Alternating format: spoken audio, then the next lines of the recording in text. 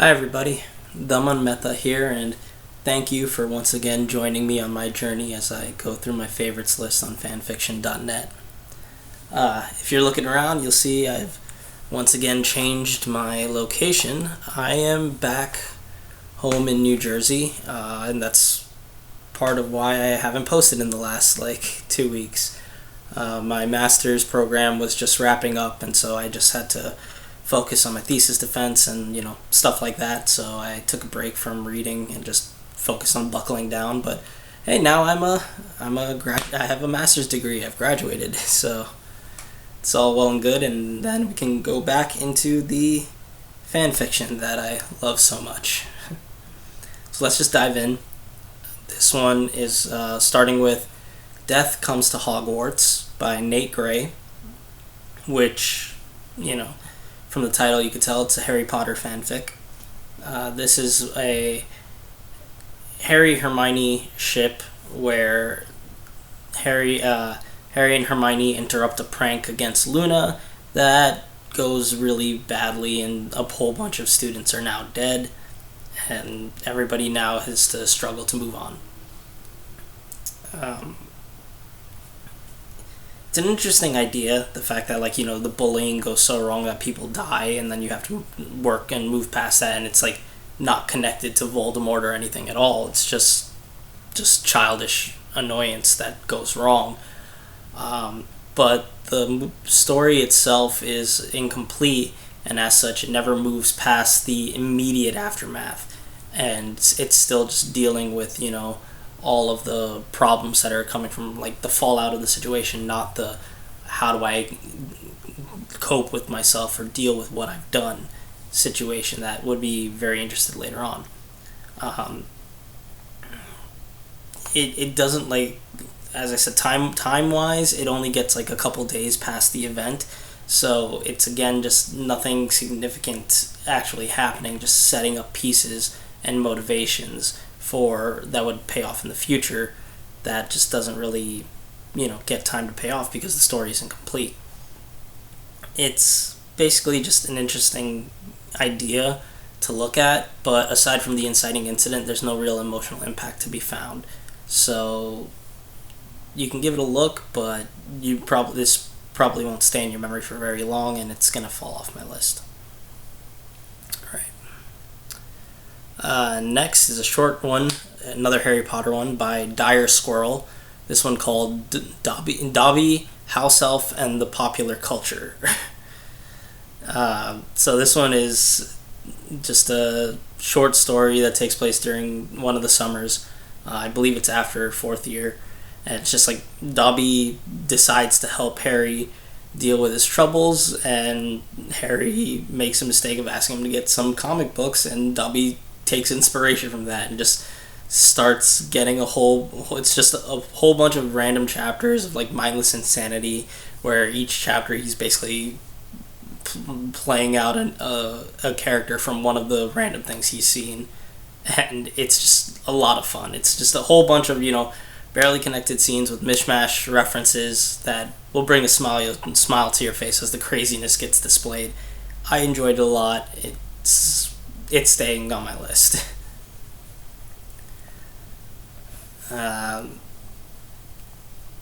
More Harry Potter again, and more Diresquirrel with a parody of Marriage Contracts, which is a single super short one joke fic about how youngsters who don't really understand what they're doing can get carried away with stuff. It's like I said, it's it's just a really short parody about marriage contracts with Harry. This is with Harry literally just showing up first day of Hogwarts and stuff. Simple joke. It's really just nice and wholesome and entertaining. It's gonna stay on my list.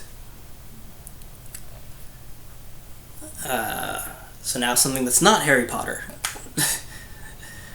This one's called The Many Jobs of Neji Springfield by Shadow Crystal Mage, and it's again just one shot short.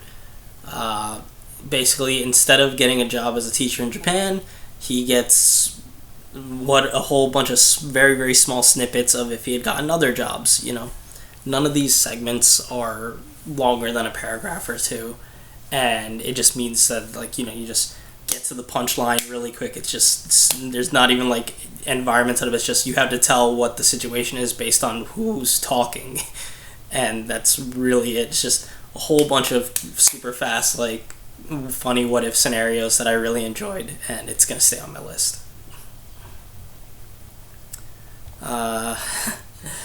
Now we get back to the Harry Potter with Gryffindors Never Die by Chipmunk on Speed.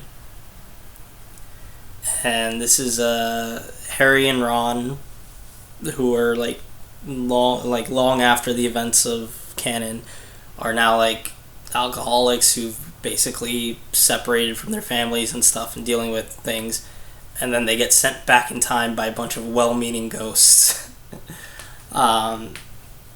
It's fun. I like this a lot, and it's a bit different. The biggest difference being that, again, this one takes place, the two people are being sent back, like, that's number one, and two is that they're sent back long after the events of canon, and they were sent back against their will. Like, granted, there's been a couple on my list that are similar to this, but not of Harry Potter variety. And they're both just really entertaining to watch, because, like, these are old men who now are going through puberty again, who are just, like, terrified of it, but also you see them reacting as people who are like, this all shit happened, and I'm gonna be much more relaxed about this and deal with it in a way that's like, because I don't want to deal with the people who have been hating me for the last bit. It speeds up near the end, because it kind of like the author was like running out of ideas of what to do and just wanted to wrap it up while they still had something still in the tank. But that just means that it's complete, and because it wraps up really fast, there's no like points of like complete stagnation or idea loss that were just like a waste of time in this story. I did have a bit of fun with this one, and it's different enough that I'm gonna keep it on my list. I think it's really interesting.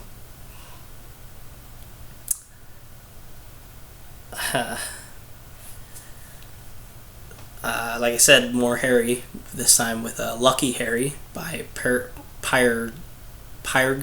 I think, or Pyrgus. And this one is just this is a cliche super Harry fic where he gets harem and all the girls love him and whatever, and he's amazing and awesome. And it starts with him getting saved from the Dursleys by the Delacours, like Fleur Delacour and Gabriel from Goblet of Fire. And he gets saved from them when he's a kid and grows up with them, and he gets a harem. Fleur loves him, and she's the first wife or whatever, and gets all the powers and everything, which, like, the main explanation for why he gets all this is because he apparently has runes inscribed on in his bones that are like written for like super luck. So because of that, he gets all the abilities, and including having sex with girls and like Fleur by the time he's 11. It's there's no actual depictions of the explicit scenes, which is why I have the link on this version, though there are versions of the story on other pages if you really want the sex scenes of children. The story itself is kind of just really bland, because kind of what happens with super protagonist fics that are not played up for laughs. Because that kind of just is the case, where it's like, if your protagonist is super powerful, and can do everything, there's no tension. So if you try to go play it straight, then what are you doing? There's like, if there's no tension, what am I supposed to be worrying about? I guess then you gotta either translate it into a full relationship story, which it doesn't really dive into it kind of does, like, rather, like, because because he has all the powers and stuff, it's never a worry that Voldemort will get him. So it's more just, how many girls can Harry stick his dick into or whatever, with like, he built basically soon as he gets to Hogwarts, the first compartment he ends up in, Hermione, Padma, Parvati, and Daphne basically want his dick as soon as they meet him. And, he also Harry can also do whatever he wants. He, knees Dumbledore in the balls right in the middle of the Great Hall, and, nothing happens. It's just dull, because, like I said, you have the super protagonist who can do whatever the hell he wants, has everything good happen to him and all this stuff. But it's not played up for laughs and stuff. It's just played straight, so it's just boring. There's nothing really for the reader to grab onto, and it's just dull. It's going to fall off my list. And for the last one for this video is Metal Gear Fox Chronicles by the Firstborn. This is not Harry Potter. This is Naruto. Naruto crossed over with the Metal Gear franchise. And there won't be a link for this direct link, because there are sex scenes in this story, explicit sex scenes. So what is the story? The story is, what's there is basically a retelling of Metal Gear Solid 3 with Naruto as an extra character on the big bad side, who doesn't really do anything and occasionally helps the hero, and just, is the super most awesome soldier of all time, As I said, there's not going to be a direct link, because there's a explicit sex scene, which are really, honestly, they're really short and pretty tame, but it is still explicit sex scene, so I'm just not going to directly link it. If you really want to see it, the name and the story are in the description, but it's honestly not worth checking out. Naruto's character, Naruto basically is kind of just blank super soldier who just wants war really bad, and that's basically his character. We don't get much of a backstory for why he's there or how he got there in the first place. Also, just all the other characters are basically, whenever they see him, they're like, oh my god, he's big. His name is Big Fox or Boss Fox, and which is just showing that the author's just trying too goddamn hard to make him be a badass.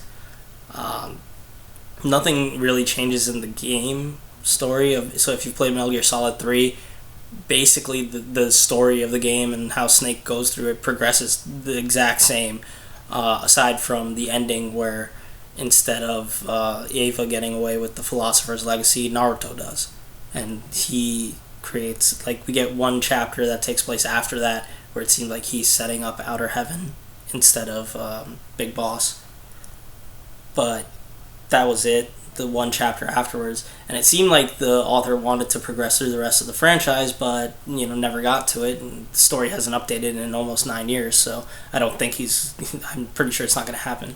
So what's here is just a boring retelling of Snake Eater with an extra character that doesn't really do anything. And so yeah, you can look for it if you want to. Like I said, the name and the author in the description, but you don't really need to, and it's going to fall off my list.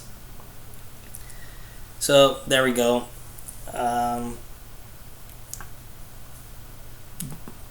Those stories are on my list. 480 stories have been read of my favorites list so far. Little under half have stayed on. So it's interesting. Hopefully if I keep at this rate, I'll be finished in 2 years. Thank you all so much for watching, and again, sorry for being busy and not posting in the last 2 weeks. Links for most of the stories, but titles and names and descriptions of them are all in the description of the video below. There's a link to the forum thread where I also post all these things, and a link to the playlist if you want to see this journey from the beginning, as well as a link to my fanfiction.net profile if you want to just check out what other stories are on there. I don't know if you know, be aware, for some reason the regular site of fanfiction.net only shows 500 stories on a favorites list on the profile page max. But if you want to see the full list, you had to go to the mobile version, which you could do just by replacing the www with M. So if you want to see that and see my full favorites list of stories still there, use the mobile version of my profile. Thank you all so much for watching. If you want to leave a like if you like this video, or comment if you think I'm an idiot for my opinions, and subscribe if you want to keep up to date when I post these videos. I also post this on my Twitter when it goes up to there, so if you want to check that, which is at @themunmeta, one word. I'll leave a link for that as well. Thank you so much for watching, and I will see you all in the next video. Bye.